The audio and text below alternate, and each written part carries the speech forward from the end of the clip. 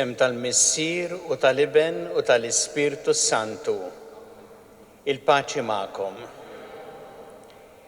Fil-bidu ta' din il-Qudiesa ħuti ejju narfu ħtijietna u nitolbu maħfra tagħhom mill-Alla biex nistgħu niċċelebraw kif jixraq il-misteri qaddisa.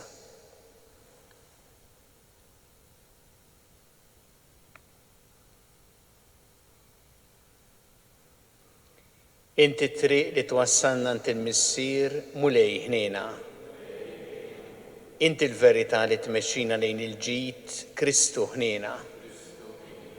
Inti l-ħajja li bija ngħixu fik mulej ħnejna.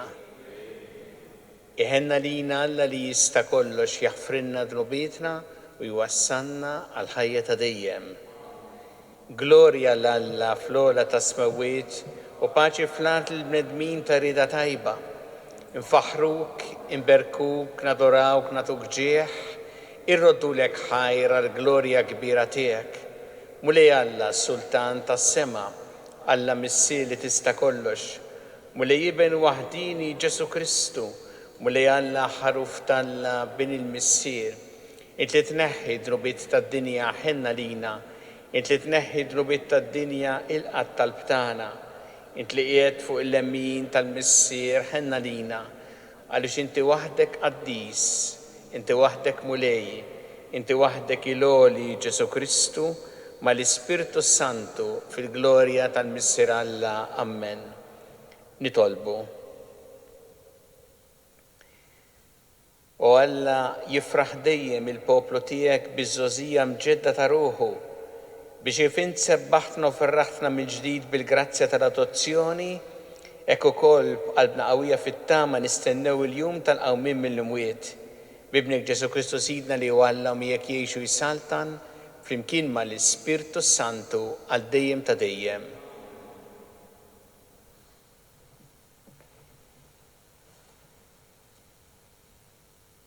Qari mill-ktieb tal-Atti tal-Apostli.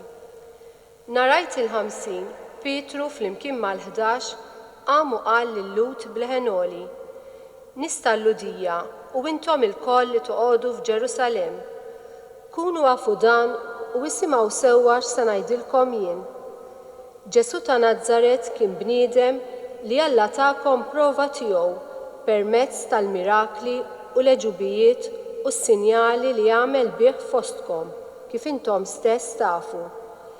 Lil dan Ġesu Alla telaqulkom fidejkom skont l-erf u l-pjan li fassal minn qabel u intom neħħejtuh billi sallabtuh permezz ta' nies ħżiena. Imma Alla qajmu mill-imwiet billi ħall l-irbit tal-mewt għaliex ma setax ikun li l-mewt iżommu taħt is-seta tagħha. Għax David jgħid fuqu: Żammejt lil mulej dejjem qudiemi għaxu fuq il-lemin tiegħi biex qatt ma nitħarrek. Għalhekk ferħet qalbi u mtela blena il-sini u ġismi wkoll jistrieħ fit-tama, għax inti ma titlaqx fl-imwiet lir-ruħi u ma tħallix il-qaddis tiegħek jara t-taħsir. Inti għarraftni t-triq tal-ħajja, timlini bil-ferħ meta nkun quddiemek. Ħuti, ħalluni ngħidilkom kif inħossa fuq il-Patriarka David. Hu miet u kien mitfun u l-qabar tiegħu għadu magħna sal-lum stess. Issa hu kien profeta u kien jaf li Alla ħaliflu b'ġurament li kellu jqiegħed fuq it-tron tiegħu bniedem ġej minn nislu. David ra minn qabel u ħabbar il-qawmien tal-Messija u qal: la kien mitluq fl-imwiet u lanqas ġismu marat ta' ħsir. Lil dan Ġesu Alla qajmu mill-imwiet u ta' dan aħna lkoll xhieda. Għalhekk issa li Alla qollih bil-leminija tiegħu huwa rċieva mingħand il-Missier l-Ispirtu Santu li kien imwiet u sawbu fuqna kif qegħdin taraw u tisimgħu. Il-kelma tal-mulej. Alleluja, alleluja, alleluja. Alleluja, alleluja, alleluja. Ħarisni jew Alla għax fik jien nistken. Jien għadt lill-mulej int Sidi m'għandix ġid ieħor ħliefek. Mulej, inti s-sem tal-wirt u r-risq tiegħi, inti żżomm f'idejk xortija. Alleluja, alleluja, alleluja. Imbirek lill-mulej li tani l-fema, imqar bil-lejl qalbi tal-limni. Inżomm lill-mulej dejjem qudiemi, għax bih fl-eminti qatt ma nitħarrek. Alleluja, alleluja, alleluja. Hekk tifraħ qalbi u titenna ruħi, u ġismi wkoll jistrieħ fil-kwiet. Għax int ma titlaqnix fl-imwiet, ma tħallix il-maħbub tiegħek jara il-qabar.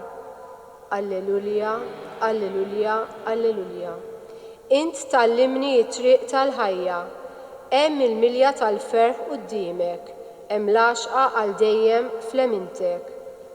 Alleluja, alleluja, alleluja.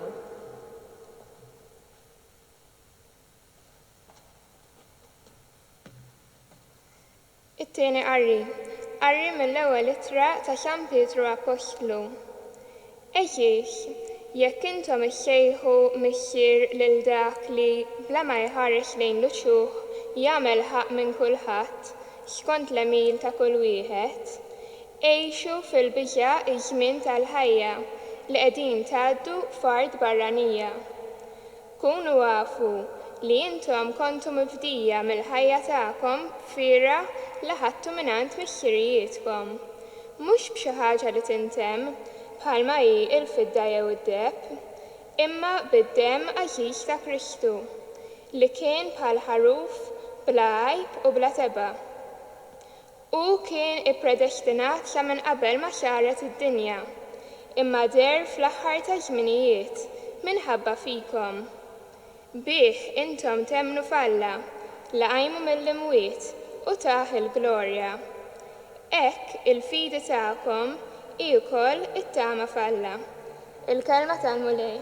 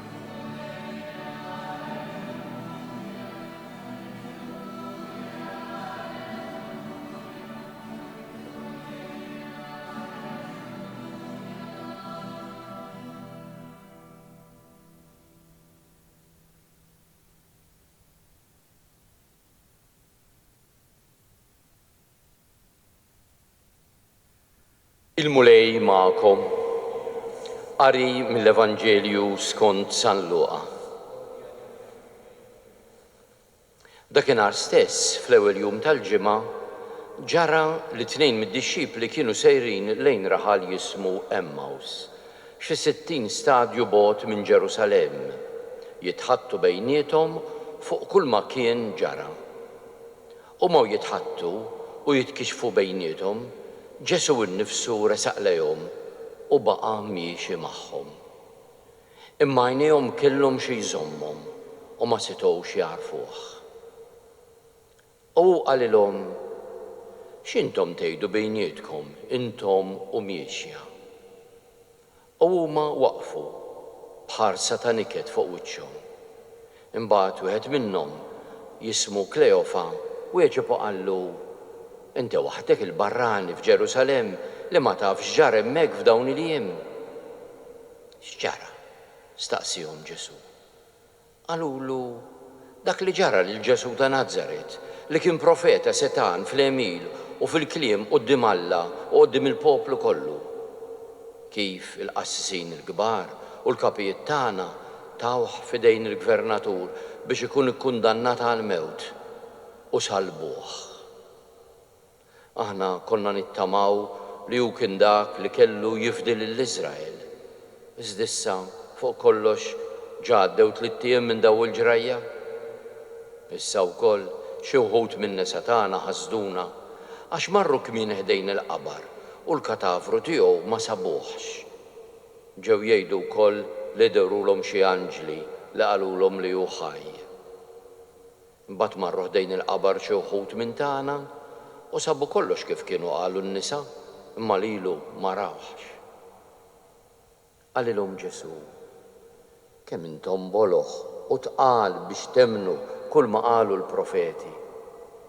U ma kellux il-Messija jibati dan kollu u hekk jidħol fil-glorja tiegħu. U beda minn Mosè u l-profeti kollha ifissirulhom kull ma kien hemm fuq u fl-Iskrittura. Meta qorbu lejn ir-raħal fejn kienu sejrin u għamel ta' bir-ruħu li kien se jibqa' sejjer aktar il-bogħod. Iżda huma ġeluh jibqa' magħhom u qalulu: ibqa' magħna għax issa sar ħafna ħin u l-jum ġa wasal biex intemm. Imbagħad daħal biex joqgħod magħhom. U waqt li kien fuq il-mejda magħhom qabad il-ħobs, qal il-barka, qasmu u tawlhom. Imbagħad infetħulhom għajnejhom u għarfuh, iżda hu qab minn qudiemhom.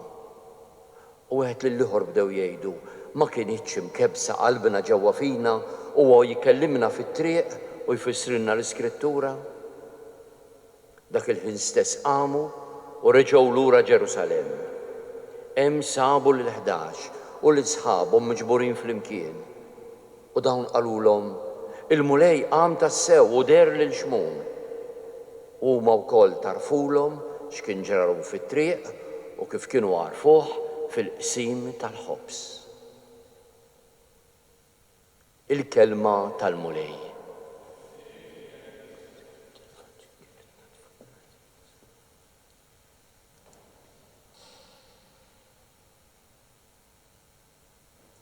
Minn Ġerusalemm sa Emmaus kien hemm madwar 11 kilometru.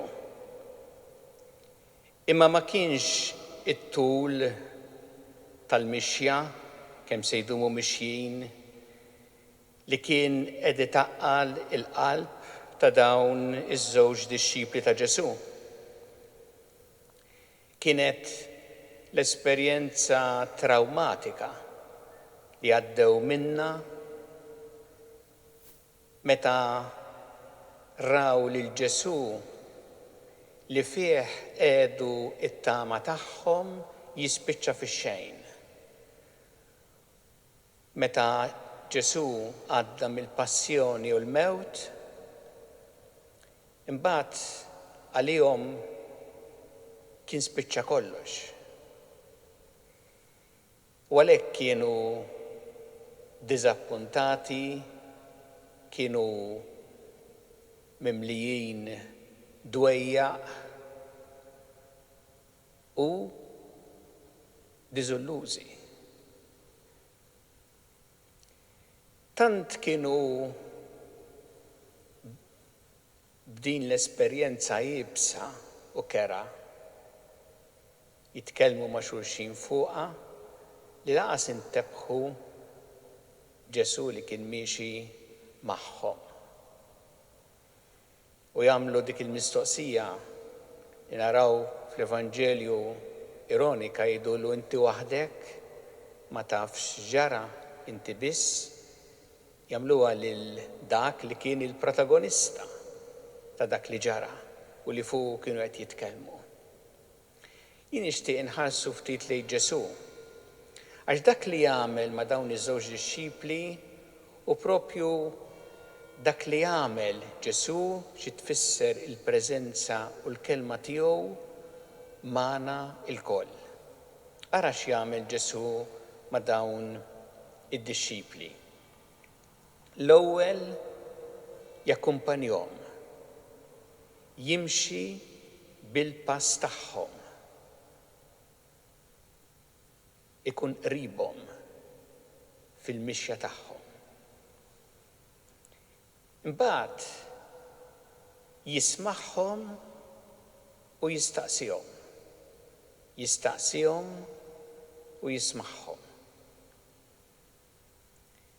U dan ifakkarna f'dak li nsibu fl-Evanġelu ta' San Luqa stess bħal dan ir-rakkont. Meta Ġesu kien għadu 12 sena, l-ewwel darba fit-tempju mal-orrif u l-Evanġelju jgħid kien jismagħhom u jistaqsihom. Sa mill-bidu nett l-ewwel darba li tfaċċa fit-tempju Ġesu jismagħhom u jistaqsihom qabel imbagħad ifissrilhom. U lil dawn imbagħad beda bil-mod il-mod jispjegalhom, ifissrilhom, ikabrilhom anki l-viżjoni tagħhom biex jistgħu jifhmu aħjar, biex jifhmu tassew dak li ġara, ir-realtà, u tkun mhux dik li qed jaħsbu huma imma ħafna differenti kif qed jispjegahom Ġesu. Beda qiegħed f'qalbhom fjamma li bil-mod il-mod iħeġġiġha, mod li huma meta qed jisimgħu lilu bdew iħossu xi ħaġa f'qalbhom tħeġġeġ. Imbagħad meta waslu u kien se jitlaq qalulu jibqa' magħhom u meta daħal qasam il-ħobs nnutaw l-istess kliem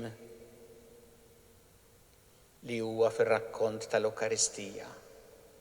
Ħa il-ħobs għal il-barka qasmu u tawlhom. U f'dak il-mument li huma għarfuh, imma f'dak il-mument li ma baqgħux jarawh. U hemm seħħet din il-bidla kbira fihom li turi ruħha minn dak li għamlu. Għax San Luqa jgħid dak il-ħin stess qamu u marru lura 11 kilometru lura lejn Ġerusalemm biex jgħidu l-sħabhom li Ġesu kien qam mill-mewt. Dawk li Ġesu kienu qalulu ibqa' magħna għax sar ħafna ħin u l-jum wasal biex jintemm, insew dan kollu. Dak il-ħin stess marru lura. Di l-bidla kbira li seħħet fihom bil-preżenza ta' Ġesu, bil-kelma tiegħu għax Ġesu ħaj. U dan hu il-messaġġ importanti anki għal-ħajja tagħna llum. Li Ġesu jekk aħna nħalluh, jekk aħna naċċettawh, jakkumpanjana fil-mixja ta' ħajjitna. U meta aħna ngħaddu minn esperjenzi ta' diżappunti fil-ħajja, ta' tamiet li jisfaw fix-xejn, ta' dwejjaq ta' qtieħ ta' qalb, il-preżenza tiegħu tgħinna f'dawn il-momenti u tagħmel id-differenza kollha. U Ġesu lilna joffrilna bħala għajnuna il-kelma u l-Ewkaristija. Il-kelma tiegħu li tgħinna nifhmu aħjar ir-realtà, nifhmu aħjar l-esperjenza tagħna. U l-kelma tiegħu li dejjem hija kelma li tgħinna nelbu il-biża f'ħajjitna u l-momenti diffiċli tal-ħajja tagħna ma ħallunix taħtom imma nqumu minnhom. Din il-kelma tiegħu ħajja illi tagħti d-dawl lil ħajjitna. U koll l-Ewkaristija li hija l-ikel li sostnina fil-ħajja tagħna. U hija proprju fil-Qudiesa, fiċ-ċelebrazzjoni tal-Qudiesa li aħna għandna dawn it-tnejn flimkien bħala esperjenza ħajja, il-kelma u l-Ewkaristija. U għalhekk il-Qudiesa hija tant importanti għalina u nitolbu l-mulej il-grazzja li m'għandhomux ma nkunu nistgħu niltaqgħu flimkien biex niċċelebraw il-Qudiesa. Bħalissa nsegwuha ġiet mill-bogħod permezz tal-mezzi ta' komunikazzjoni u nirringrazzjaw l-Alla ta' dan, ma nitolbuh ukoll din il-grazzja li ma jdumx ma nkunu nistgħu niċċelebraw flimkien. Il għaliex il-Qudiesa hija din l-esperjenza sabiħa fejn aħna għandna lil Ġesu ħaj li jagħtina l-għajnuna bil-kelma u bl-Ewkaristija. Aħna niġu ħafna drabi b'esperjenzi differenti fil-ħajja, ġili ferħana, ġili mdejqa, ġili kuntenti bli kif għaddejjin, ma ġili biqteħ ta' qalb u b'diffikultajiet, niġu qudiem il-mulej u jakkumpanjana u jgħinna biex nimxu l-qudiem fil-ħajja tagħna u biex imbagħad inkunu nistgħu nagħmlu bħal dawk iż-żewġ dixxipli illi immorru u nħabbru il-bxara tajba u jimlinna qalbna bil-paċi u l-ferħ tiegħu biex nistgħu mbagħad naqsmuhom dawn mal-oħrajn u tassew waslulhom l-aħbar li Ġesu huwa ħaj. Nitolbu għalhekk din il-Qudiesa u tajjeb nagħmlulu t-talba li għamlulu dawn iż-żewġ dixxipli, talba tant sabiħa, ibqa' magħna. Ibqa' magħna mulej il-jiem kollha ta' ħajjitna. Ibqa' magħna u akkumpanjana fil-mumenti sbieħ u fil-mumenti diffiċli tal-ħajja tagħna. Fil-mumenti meta aħna naqtaw qalbna, naqtaw qalbna, jew meta ngħaddu minn diżappunti fil-ħajja, jew naraw it-tammit tagħna jisfaw fix-xejn, fil-mumenti diffiċli kun inti li takkumpanjana, il-preżenza tiegħek hija preżenza li lilna tagħtina l-ħajja. Kun inti li sostnina bil-kelma tiegħek u bl-Ewkaristija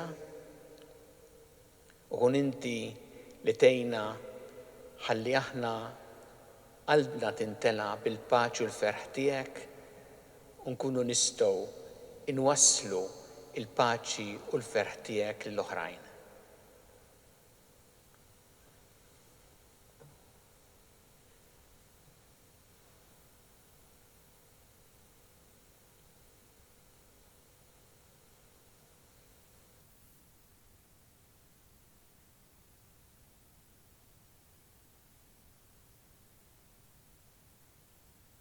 Ta' flimkien nagħmlu l-istqarrija tal-fidi tagħna. Jiena nemmen f'Alla wieħed il-Missier li jista' kollox li ħalaq is-sema u l-art dak kollu li jidher u dak li ma jidirx. U f'mulej wieħed Ġesu Kristu ibn waħdini ta' Alla imnissel minn Missier qabel kull żmien. Alla minn Alla daw minn dawl, Alla veru minn Alla veru.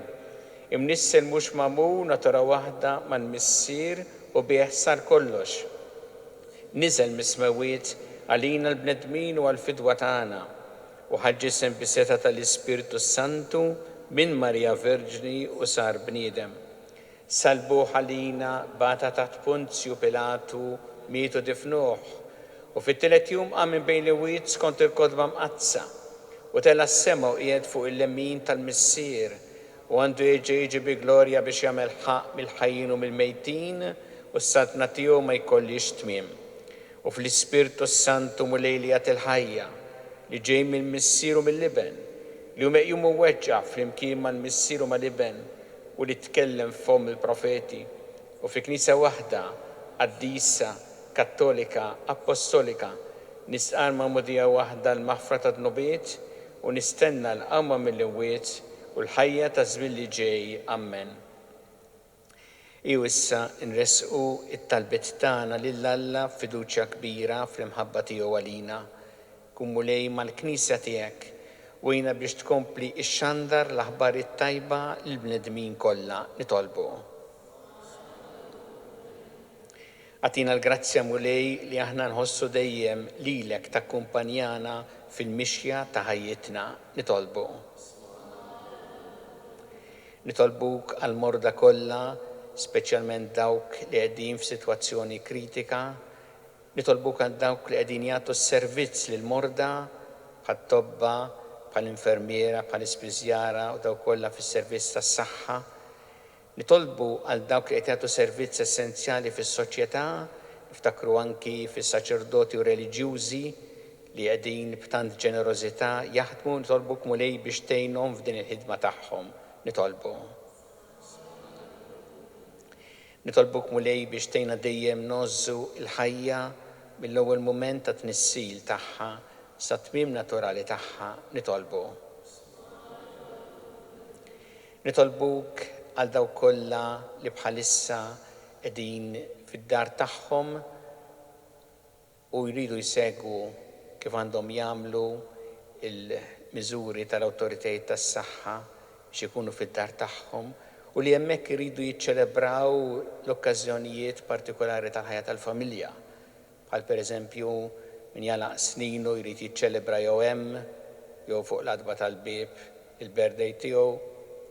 Nitolbu l-mulej biex jgħinna ħalli f'dawn iċ-ċelebrazzjonijiet dejjem jagħtina dak li hu jixtieq jagħtina biex ngħixu mod sabiħ il-ħajja tagħna fil-familja. Nitolbu.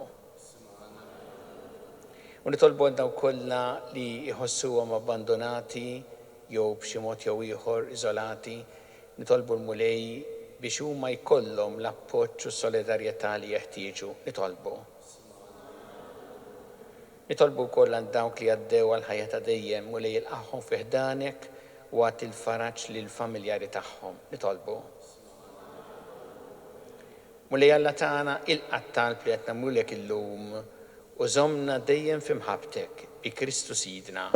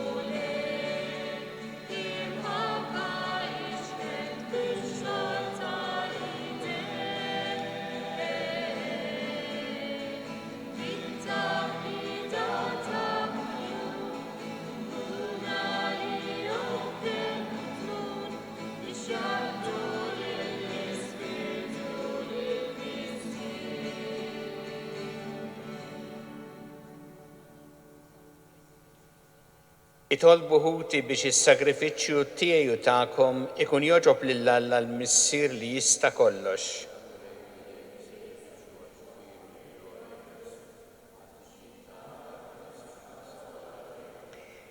Ilqamu lej l-offerta tal-Knisja ferħana u għatija li tgawdi lejna ta' dejjem int li tant għamilt magħha biex tifraħ bi Kristu Sidna.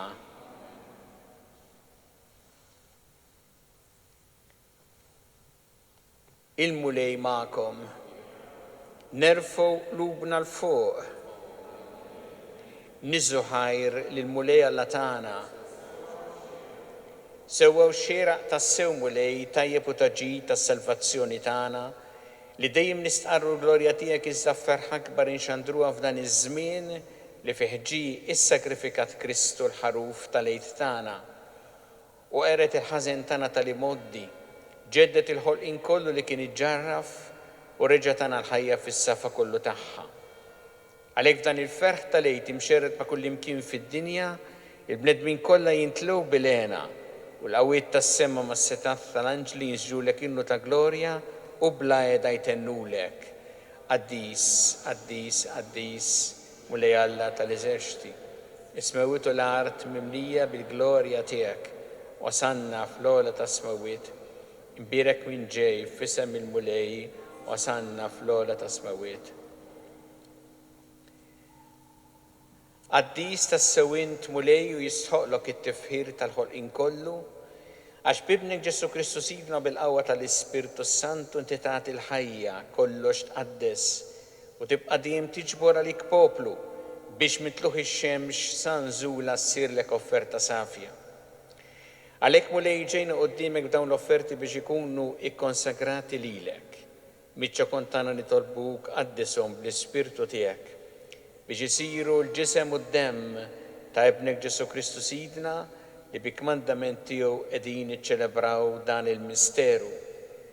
Għax hu fil-lejl li fih ingħata lina ħal-ħobs radlek il-ħajr, birek qasam tali d-dixxipli tiegħu u qal: ħudu u kulu l-kol minn dan, għax dan huwa ġismi li jingħata għalikom.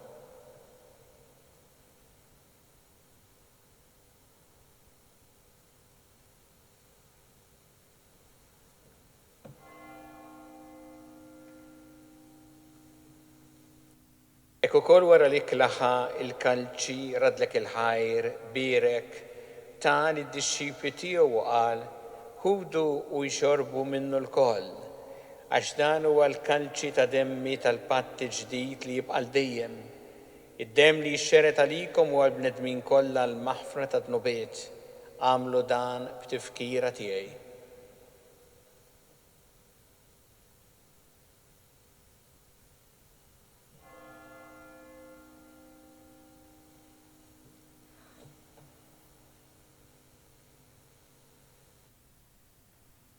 Danu il-misteru tal-fidi.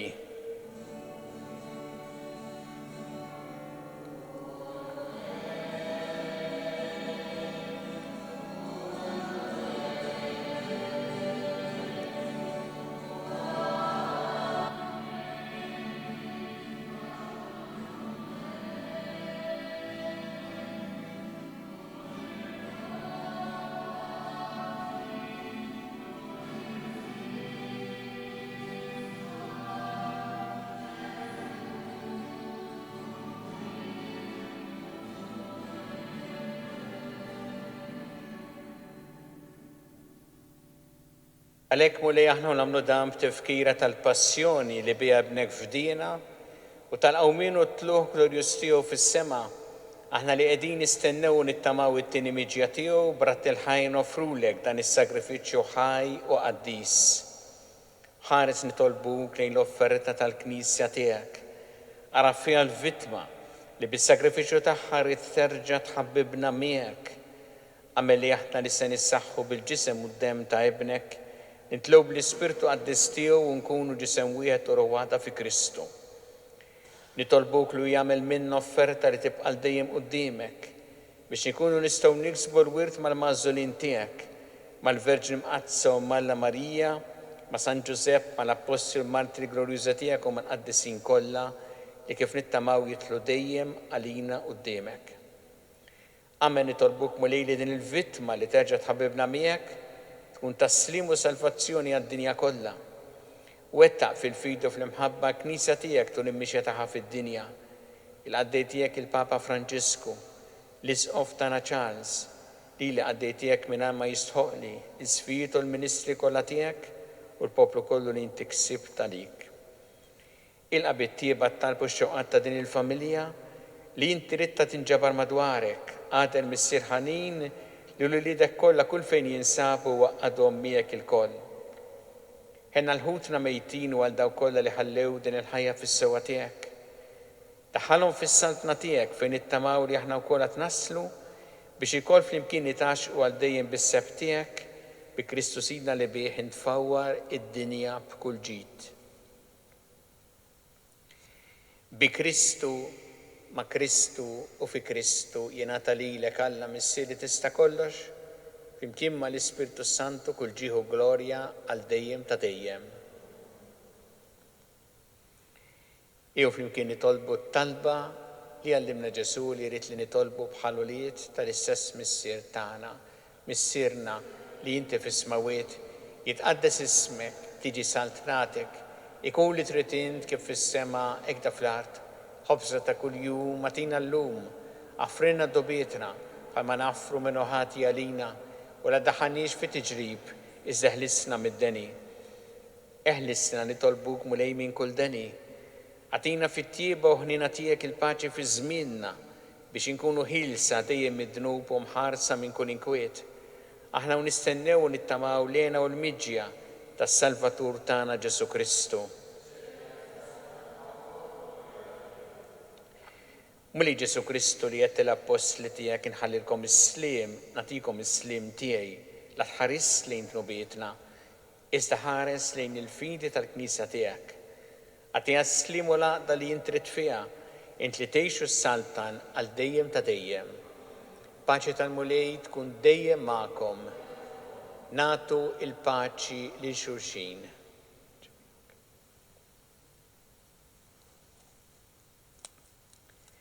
Ħaruf Talla li tneħħi dnubiet tad-dinja ħenna lina. Ħaruf Talla li tneħħi dnubiet tad-dinja ħenna lina. Ħaruf Talla li tneħħi dnubiet tad-dinja tina l-paċi.